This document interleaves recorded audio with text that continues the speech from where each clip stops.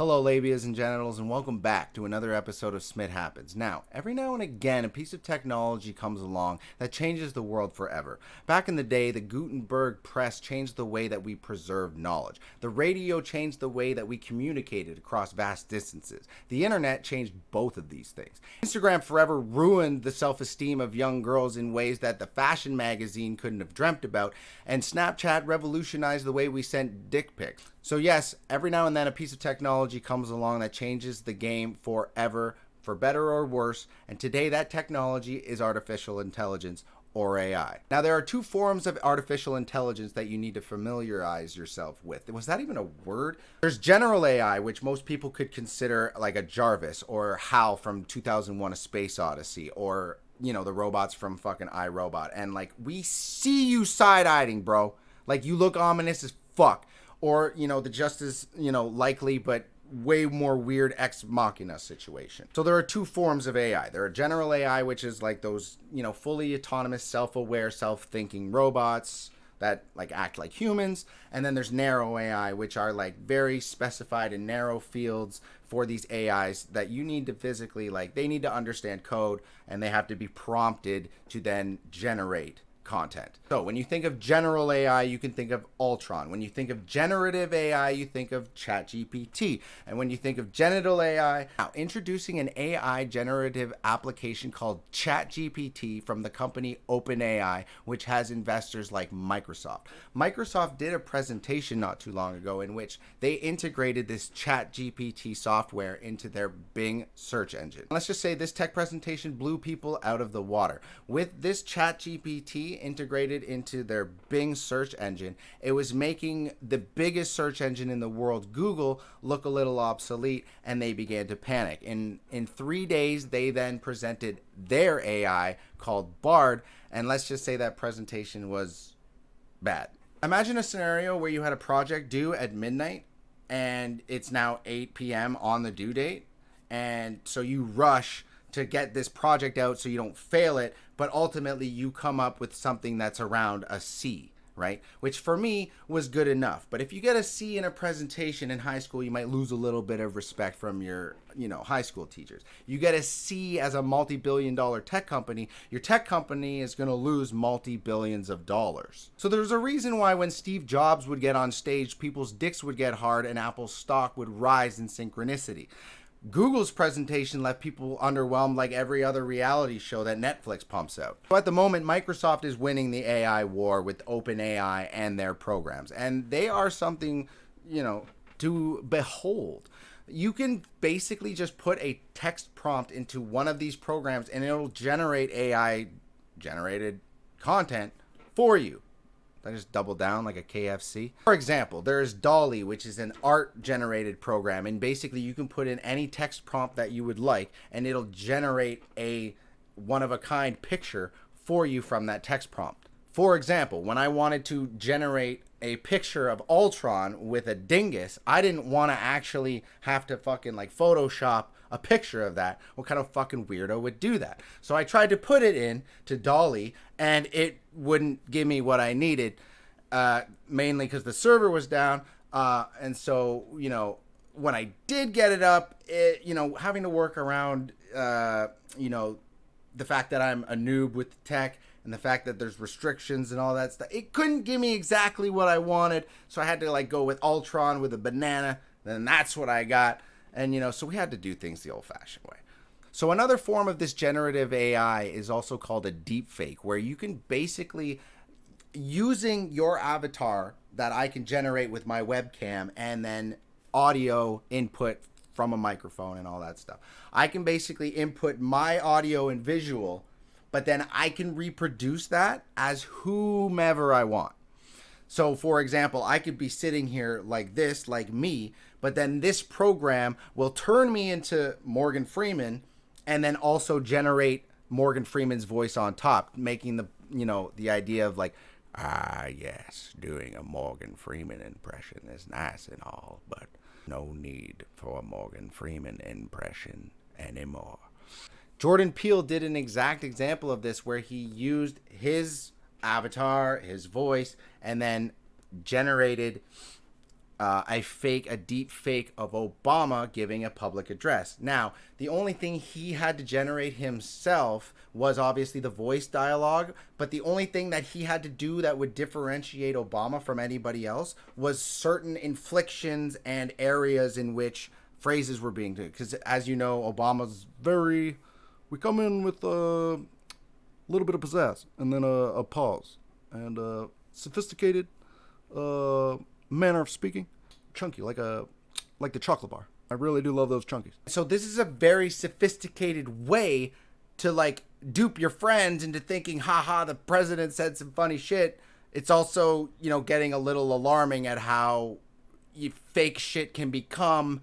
And like, if you thought plastic surgery was a problem of detecting fakeness, this is fucking next level shit. This program, for example, Synthesia, I probably haven't pronounced that at all because I'm not fluent in it, but basically this is like, you can generate a fuck ton of content using just this program without the sophisticated equipment that it usually takes to generate that content. For example, news programs, like people like Joe Rogan and like anybody who has a vast amount of data already on the internet, and it's a very simplistic like crop of you in the same setting over and over and over again, and especially with the data of your voice over and over and over again, it can get a more accurate outline of you, you know, depiction of you, and of course a voiceover of you. And so I wouldn't even be surprised if people like fucking Joe Rogan were, I'm not even going to sit in a room anymore. I'm just going to type what I was going to say and AI can generate my shit. I'm going to go smoke some I go smoke some stogies. Because why not? Why wouldn't I? Why wouldn't I smoke stogies and have, regular Arnold do whatever? Why I did an Arnold impression over a Joe Rogan reference? Shut up. But either way, we're literally talking about a technology that can replace the entire cast of Saturday Night Live. Some of the even funnier instances of this being used are, there's a couple accounts that have been done where you've got like President Donald Trump playing with Biden, playing with Obama, and playing with Bush.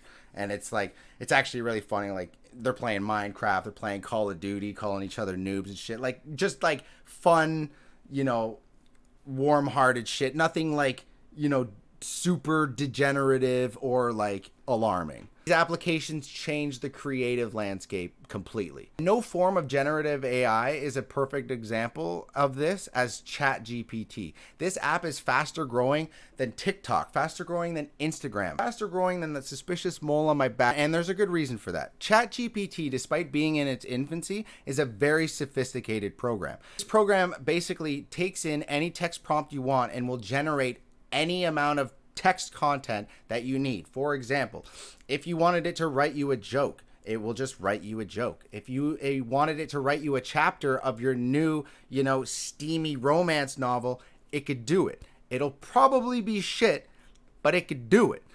If you needed it to write you a 1,000-word essay on World War II with 5 peer-reviewed sources and cite them, it can do it. And I know that because I did it, and it did it in about the time it took me to explain how to do it. I don't know about you, but this will change academia forever. Back in my day, when I had to write a paper, I used to have to go to the library, research my topic, get books, get cited sources, make sure those cited sources were peer reviewed. Then I had to fucking write the paper, a rough draft, then like a second draft, then editing through each of those revisions, and then a final draft, right? And all of which could take you months if you're doing it properly and depending on the wordage of the essay. The more words, the longer it should probably take you, and depending on the research. Some people's research papers are their entire careers, right? Why bother doing any of that when you have a fucking a chat program that can do this shit for you in fractions of the time? Why I think this becomes a little bit of a problem, especially in the realm of academia, is that academic integrity does need to stand strong, not only for the institutions that we deem valuable as educational institutions, but also as just how we learn in general.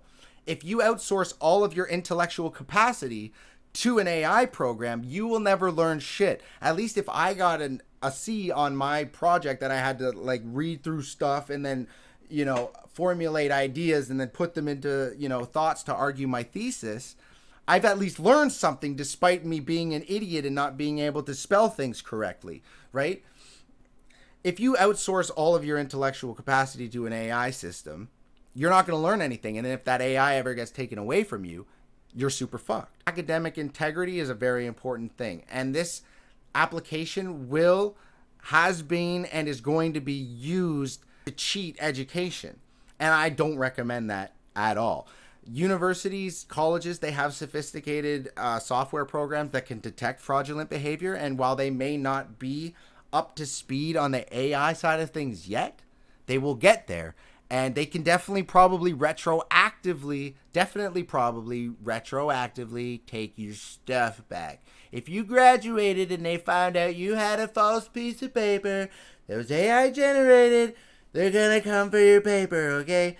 They're not coming for your guns, they're coming for your degree, okay? So my recommendation, if you have any inkling of using this technology to cheat at school, do not do it.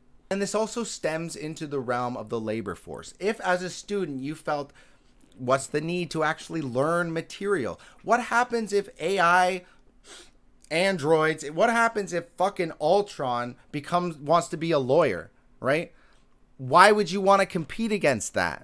So what, does this mean that robo lawyers and robo doctors are in the not too distant future? And the answer is absolutely fucking yes. Not only can ChatGPT pass the bar exam, but it can also pass medical exams. And there's already a fucking robot doctor in China. So like, we're already there. It doesn't really matter if you can't wrap your head around the idea of a robo doctor, because that robo doctor is going to be wrapping gauze around your primitive ass head. Also, things to look forward to are like Dr. C3PO giving me a prostate exam, or whatever the fuck Dolly thinks Dr. C3PO looks like.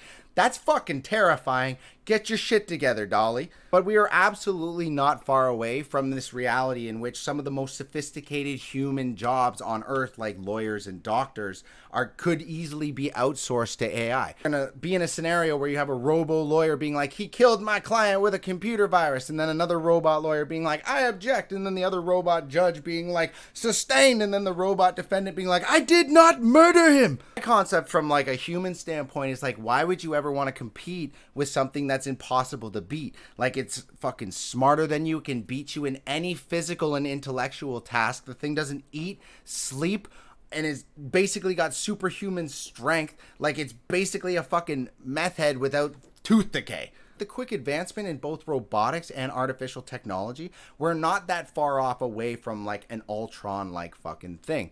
Like, hopefully one that's not evil, but like, hypothetically, you take a sophisticated robot from Boston Dynamics, put Jarvis inside of it, and what do you got? Basically, best case scenario, you got Chappie or Wally. Worst case scenario, you got fucking Cylons.